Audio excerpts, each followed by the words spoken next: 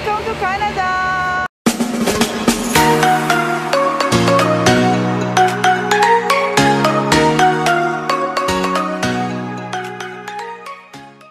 Victoria, Canada. So, lalabas kami ngayon para kumain. Hindi kami nag-dinner. Kasi naka-dry dock kami. So, ayun yung barko namin. Yan. Naka-dry dock kami ngayon. Ibig sabihin ng dry dock, so parang nire-renovate yung barko. Hindi parang kung nire-renovate talaga siya. Kanina po siya natapos kasi ang duty niya is magpalit ng mga mattresses. Tapos ako siyempre sa housekeeping.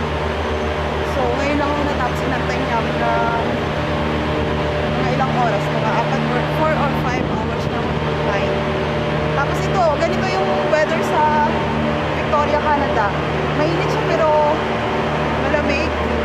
Tapos 7 PM na dito pero napaka-sikat pa ng araw. Parang alas 3 lang ng hapon sa atin sa Pilipinas. So mamaya papakita namin sa inyo kung saan kami pupunta. Actually, pangalawang labas na namin to. Hindi lang namin nakuhanan kahapon. Ang lalaki ng mga bahay sa Canada, tapos ang gaganda pa. Pero parang walang mga tao sa loob. Siguro busy sila sa mga trabaho nila. Pero masarap pa rin manirahan sa Canada sa tingin ko.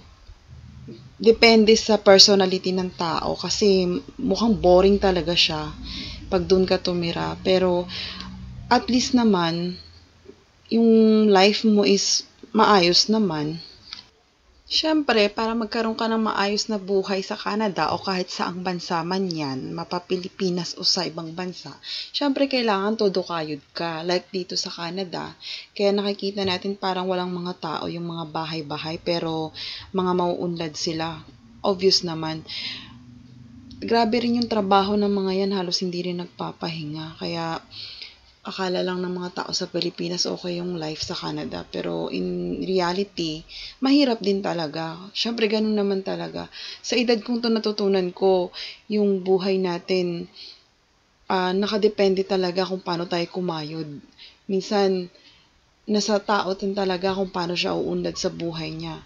Kung gusto mo ng maayos na buhay at medyo nakakaangat, talagang mag-extra effort ka. Kung gusto mo naman na simple lang, syempre, hayahay lang din. Parang okay lang na mapagod, okay lang din hindi. May mga tao akong nakilalang ganyan eh. Sa edad kong to, na ako kasi yung tao na gusto ko laging kumayod para syempre magkapera. Pero akala ko dati yung mga tao is ganun din sa paningin ko, pero hindi pala. Yung ibang mga tao pala is ayaw nilang masyadong napapagod, kontento na sila sa kung anong meron sila. Siguro iba-iba lang talaga ng pananaw ang tao sa mundo. So, nakadepende yun sa personality mo kung ano yung prefer mo na buhay. So, ayun lang siguro yung pananaw ko sa bagay-bagay sa mundong to. At yun nga po, kasi si Mrs. gusto niya talaga makita yung mga bahay-bahay daw dito sa Canada. So, sinamahan ko siya lumabas. And then, dito sa mga bahay-bahay na to, gusto niya talaga silipin, kumbaga. Nakaka-curious siguro siya kasi yung mga bahay dito sa Canada is iba talaga kumpara sa atin dito sa Pinas. So, ayan. Wow.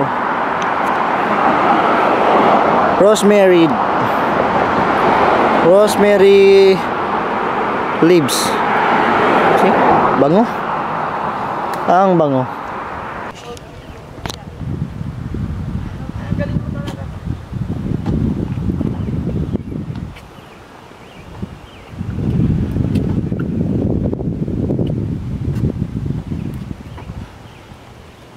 ganda. Tingnan mo, ang garden nilahan. Pero ano sila na maganyan pag meron tayo na.